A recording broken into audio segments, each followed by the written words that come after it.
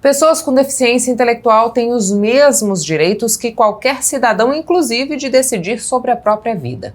Mas na prática, muitas ainda enfrentam barreiras, preconceitos e até a perda da autonomia, muitas vezes em nome de uma suposta proteção.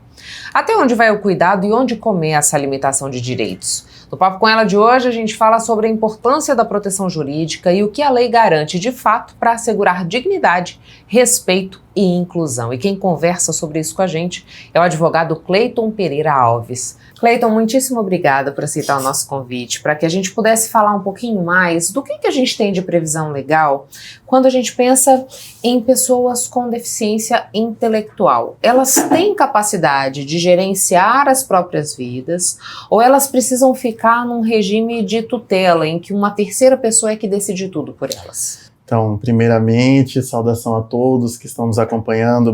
Muito obrigado, Michele, pela presença, né? Esse livro que eu construí ao longo de 10 anos de pesquisa científica, ele é uma pesquisa muito valorosa, muito cara, um tema muito caro para mim e para toda a sociedade, né, nesse momento que a gente passa a ter um olhar mais humano para as pessoas com deficiência e principalmente para a pessoa com deficiência intelectual, que esteve aí por tanto tempo à margem dos direitos, né, da proteção social.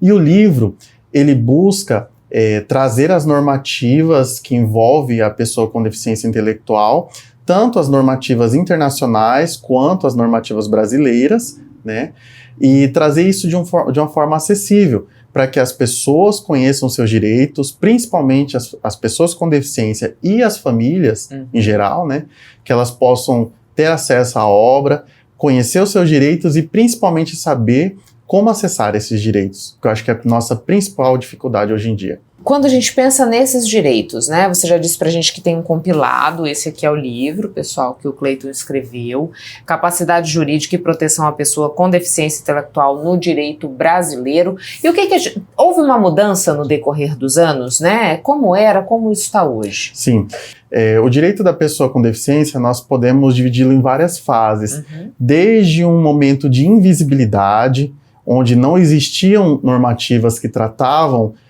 sobre a pessoa com deficiência. Nós tivemos um momento também de exclusão, onde levava-se pessoas com deficiência para manicômios, para locais separados do convívio da população. Então essas populações muitas vezes eram tidas até como uma falta de higiene que ela estivesse no ambiente público convivendo, né? E já a partir da Segunda Guerra Mundial, a gente começa a ter um olhar um pouco mais humano, um olhar um pouco mais sensível a esses grupos. E isso vem de dentro dos próprios grupos, que começam a se reunir, começam a se organizar. A partir dos anos 60, nos Estados Unidos, isso também chega na Europa, e posteriormente nos anos 80 isso chega no Brasil.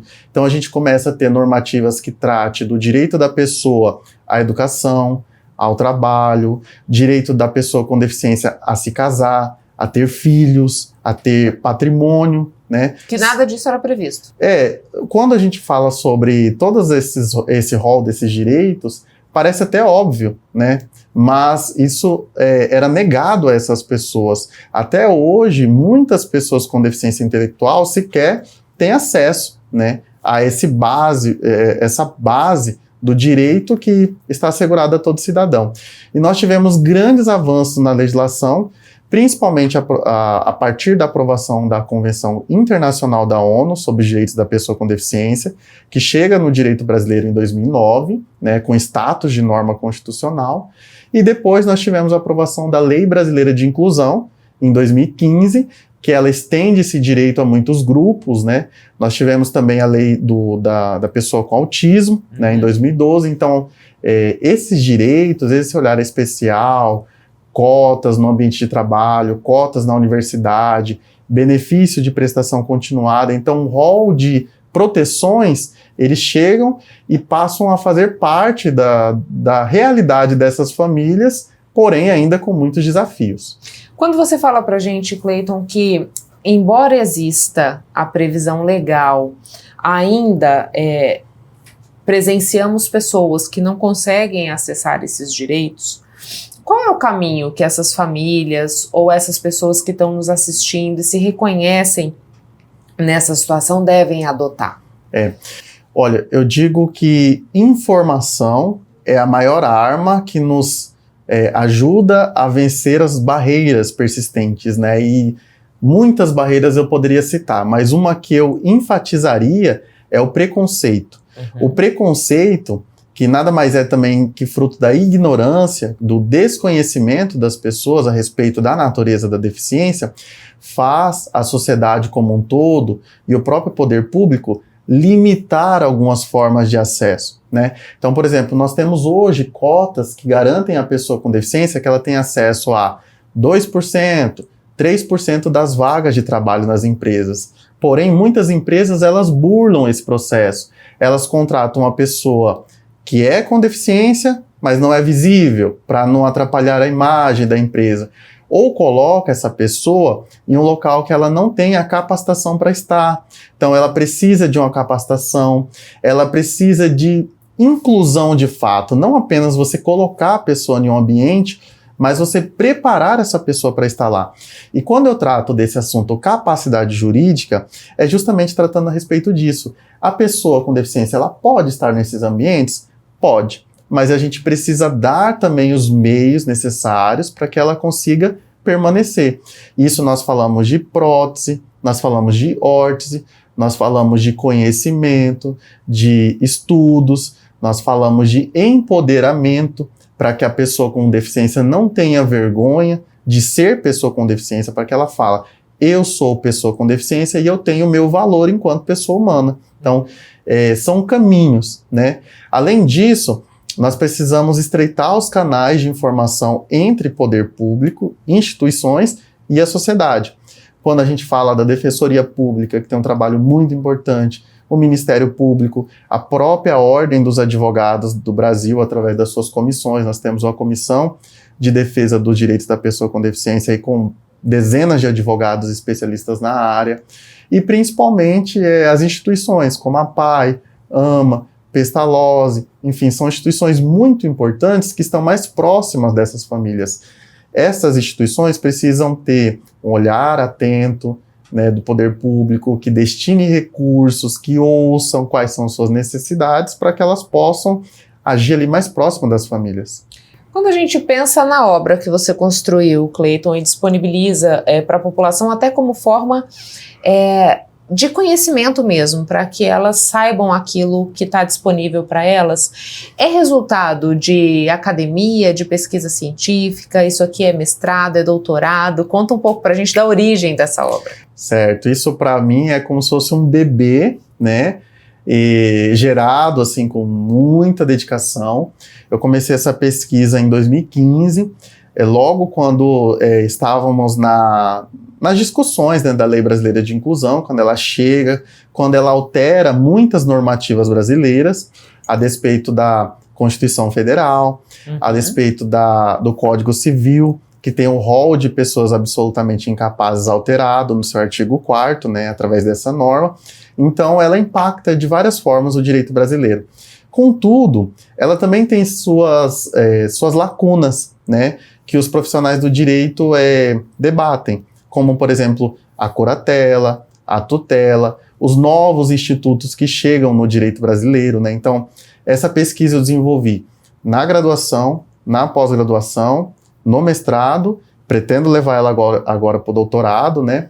E justamente tratando, né, de aspectos sociais, aspectos jurídicos, aspectos psicológicos, né, que envolvem a capacidade jurídica, como o direito estrangeiro, o direito internacional, ele impactou, né, a construção das normas brasileiras e quais são as perspectivas para o futuro também, né, dessa população. Quando você fala para a gente dessas ferramentas jurídicas que estão disponíveis, que é a tutela, a curatela, em que casos elas se aplicam, né? Porque quando a gente fala de deficiência intelectual, acho que é comum a gente pensar assim, mas será que o sujeito ele tem capacidade de decidir aquilo que é melhor para ele? Né? O que a legislação fala para a gente hoje? Sim, então nós temos aí uma linha muito tênue, né, que é justamente a tese que eu pretendo levar para o doutorado, entre o que seria a proteção e o que seria o cerceamento da própria arbitrariedade da pessoa com deficiência de tomar decisões. Então, até que momento que o Estado ou que a família, ela pode intervir nas tomadas de decisões desse indivíduo. Hoje, no direito brasileiro, nós não temos mais pessoas com deficiência ditas como absolutamente incapazes. Nenhuma. Independentemente do estado que essa pessoa esteja, né? Da especificidade daquela pessoa. Porém, nós temos casos e casos. Por isso que, no caso concreto, o juiz, o judiciário e o profissional do direito, ele precisa adaptar a norma, né? Hoje, a tutela, a curatela, ela só pode se restringir, que seria o ato de alguém da família gerir os atos da vida da pessoa com deficiência, ela só pode se restringir aos bens patrimoniais, né? Ela não pode se restringir a outras situações da vida, como, por exemplo, uma família dizer para o seu familiar com deficiência intelectual: você não vai casar. Eu decido que você não vai casar. Eu decido que a sua sexualidade não será exercida dessa forma. Isso é um limite que nós temos na legislação. Contudo, há lacunas, né? Não só para a pessoa com deficiência intelectual, mas também outros casos correlatos em que seja uma situação mais grave. Por exemplo, eu me deparei com um caso de Alzheimer em situação avançada, em que precisa se decretar um instituto, né, da curatela total dessa pessoa para que a família possa intervir, mas o direito limita. Então o juiz precisa se socorrer de outros institutos do direito para que, de fato, ele tenha uma decisão razoável, né? E o que eu posso resumir tudo isso? Cada caso é um caso. O que nós não podemos é afastar a norma da realidade concreta do indivíduo. Todo indivíduo ele tem uma vida que merece ser vista, que merece ser contemplada com um olhar mais sensível do direito.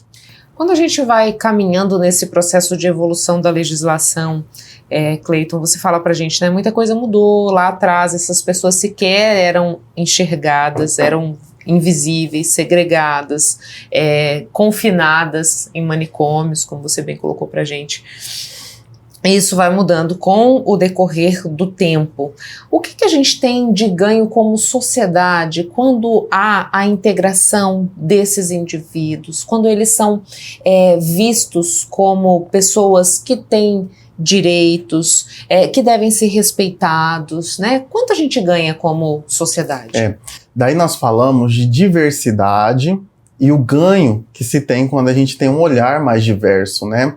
A exclusão, ela tem suas consequências inúmeras, né? Eu prefiro imaginar que quando a gente não conhece um indivíduo, né, a gente desconhece também o que ele tem de bom para nos mostrar, né, para nos ensinar. Trago um caso muito interessante, um filme, inclusive, que eu deixo como sugestão para quem estiver em casa assistindo, que se chama Temple Grandin.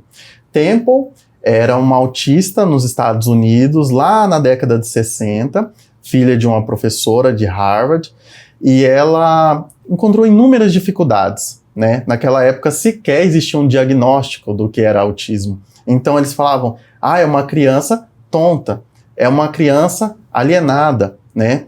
A Temple e a mãe dela sofreram muito para ter inclusão, né? Na escola, no trabalho e principalmente na universidade, que seria o local de maior necessidade de inclusão, né? Elas enfrentaram aqueles dizeres, você não é capaz, você não é uma pessoa que deveria estar aqui. Só que a Temple, por ser autista, ela tinha uma habilidade que as pessoas típicas, eu separo pessoas atípicas e pessoas típicas, né? Em vez de falar esse termo normal.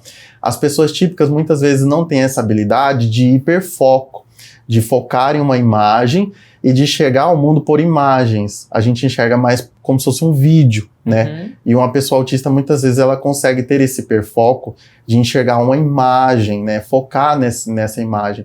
A Temple, ela se apaixonou por animais e ela decidiu fazer faculdade de psicologia, com mestrado em zootecnia e doutorado em zootecnia, e ela conseguiu enxergar os movimentos circulares do rebanho, né? Que outros profissionais não conseguiram enxergar, e ela desenvolveu um sistema de manejo desenvolvido em círculos e semicírculos que reduziu a mortalidade dos rebanhos em 30% por causa do estresse. Então isso é fruto da visão específica de uma pessoa autista que provavelmente outras pessoas não conseguiriam ter.